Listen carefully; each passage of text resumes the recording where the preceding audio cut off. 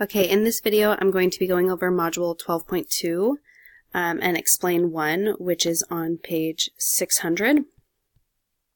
And we're going to be going over writing explicit and recursive rules for geometric sequences.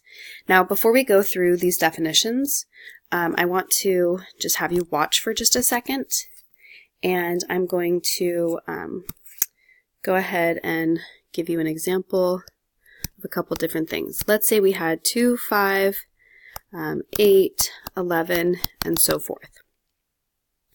So for this, if we're looking at this, if you look at how did we go from 2 to 5 and 5 to 8 and 8 to 11, hopefully you can pick out that we added 3, added 3, added 3. And since all of these numbers are the same and you're adding or subtracting the same thing, that is a common difference, which means that this is arithmetic. Okay, and by now you should have an understanding of what arithmetic is. It's when you have a common difference, so you're adding or subtracting the same thing. So what happens when we have a sequence like 2, 4, 8, 16, ... So at first you could say you're adding 2, then you're adding 4, then you're adding 8. Well, maybe we're not adding the same thing each time, right? So from 2 to 4, we could say we could multiply by 2. From 4 to 8, you could multiply by 2. And from 8 to 16, you can multiply by 2. And so that is going to be called the common ratio. And that's what indicates that it's geometric. So why is it called the ratio and not the common multiplication or the common division? Now, the reason for that is because you can take your second term and divide it by your first and get 2, what you're multiplying by. You could take 8 and divide it by the previous term, which is 4, and get 2. You could take 16, divide it by 8, and get 2. So the common ratio between 4 and 2, 8 and 4, and 16 and 8 is 2. And that's why it's called the common ratio. So another example of this is going to be if I have 2, and then 1, and then 1/2, 1/4, and so forth. And so if I did the common ratio here, well, first of all, I'm not adding or subtracting the same thing, right? From 2 to 1, I would subtract 1. From 1 to 1/2, I would subtract 1/2. And so I know it's not arithmetic. So if it's geometric, I could try the common ratio. 1 over 2, or 1/2 over 1, or 1/4 over 1/2. Do these all equal the same number? Okay, so let's see. So 1/2, yes, does equal 1/2. 1/2 divided by 1 is 1/2. And here, remember when you have a fraction divided by a fraction, you can freeze, change, flip, where we change it to multiplication and we flip the second one. And so I get 2 over 4, which is in fact 1/2. And so our common ratio here is 1/2, and this is geometric.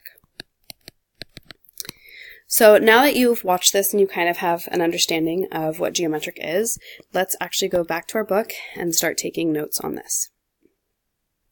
So explain 1 says a sequence is a set of numbers related by a common rule. All sequences start with an initial term.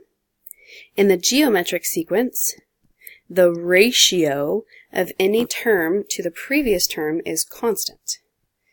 And this constant ratio is called the common ratio, denoted by R. So we use the letter R to say what the common ratio is. Now, in the explicit form of the sequence, each term is found by evaluating the function as this, or this, where A is your initial value, R is your common ratio, and N is a whole number. Now note that there are 2 forms of explicit rules because it is permissible to call the initial value the first term or to call AR the first term. So I'll explain what that means as we do an example. in a geometric sequence can also be found recursively. So here's the recursive rule. Remember, anytime you talk about a recursive, you need your first term. So that might be f of 0 equals a or f of 1 equals a, depending on your sequence. Like this one starts with 0. So this one we would use f of 0. If it started with a 1, we would use f sub 1 to denote our first term. And then again, depending on the ways that your terms sequenced, you could have, oh, sorry, that was referring to this. And then, so this is the formula that we need to memorize. So we have two formulas we need to memorize, just like we had with arithmetic. I'm going to go ahead and highlight those in green to draw your attention to it. So first we have our explicit formula, and then we have our recursive formula. Now on example 1, it says write the explicit and recursive rule for a geometric sequence. So to find the common ratio, we take the term and divide it by the previous term. So we would take like 12 and divide it by 6, or we'd take 48 and divide it by 24, and we would find our common ratio. So I like to use the smaller numbers because I feel like that makes it easier, right? So I would take, 6 and divide it by 3. 6 divided by 3 is 2. So we know that our common ratio is 2. For our initial value, our starting value, we have f of 0 is 3, so a equals 3. And now if I just take this information and I plug it into my explicit rule, a being 3 and r being 2, this is my explicit formula. For the recursive, same type of thing. We're just going to plug it into the formula that we have. And so our formula that we have highlighted up here is that your common ratio is going to go here, which we have here is 2. And then your starting term, we started at 0, so it's going to be f of 0 equals 3. So this is my recursive rule. All right, now looking at B, let's go ahead and do this. We need to find our common ratio. Now, putting 1/5 divided by 1/25 does not sound very easy to me. So instead, I'm going to look at ones that look pretty easy, right? I'm going to take f of 4 and divide it by f of 3. So f of 4 was 5, and f of 3 was 1. So 5 divided by 1 is 5. I could even check my work, and I could take two different ones that are consecutive and say, what's 25 divided by 5? Oh, it's also 5. Okay. So let's go ahead and find what our initial term was. Our initial term, notice that this starts with 1, so that's why we have f of 1. And f of 1 equals 1 over 25. And plugging it into this formula here, a is 5, and r is, oh, I'm sorry, I did that backwards. R is 5, and a is 1 over 25. So there is my explicit rule. For my recursive rule, I'm going to start with my initial term. So my initial term was 1 over 25.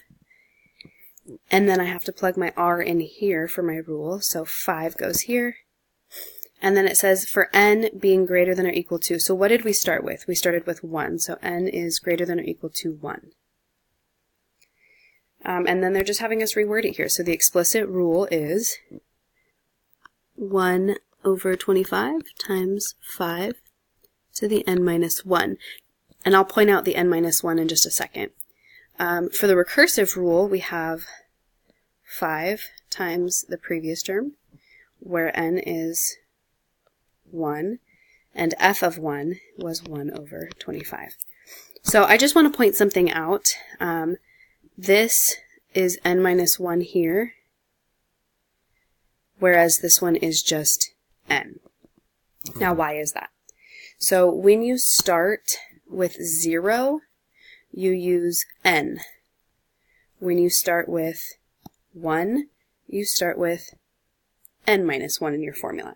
So you can think about it as n minus 0 here, right? n minus 1 here, depending on if you're starting at 1 or 0.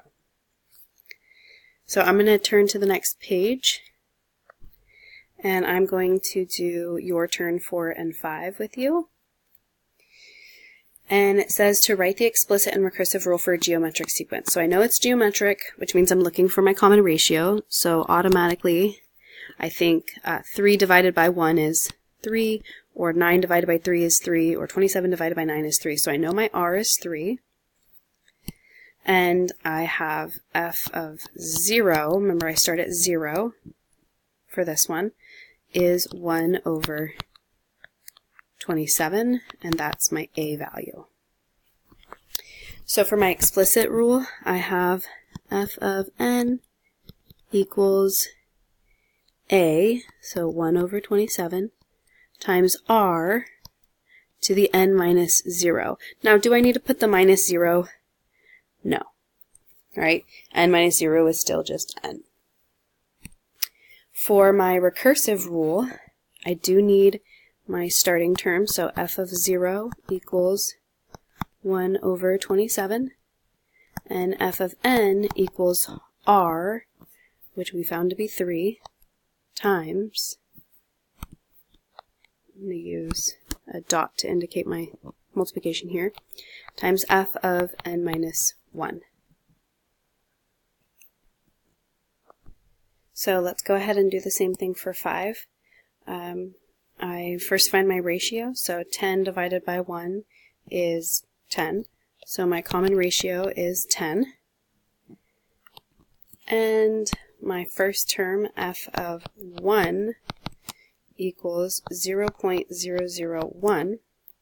And let's go ahead and plug these into our formulas. So I guess I can write out my full formula just so you guys remember it. For this one, we start at 1, so it's going to be an n minus 1 here. For my recursive one, I'm going to have my first term equals a, and f of n equals r times f of n minus 1. So let's plug this information in. So a is 0.001, r is 10, and my exponent is n minus 1 because we started at 1. For my recursive rule, I have f of 1 equals 0.001, and f of n equals r, which was 10, times f of n minus 1. So really with the geometric, you just have to remember that there is a common ratio and there is a first term, and you go ahead and plug those in for your explicit and your recursive rule. Good luck.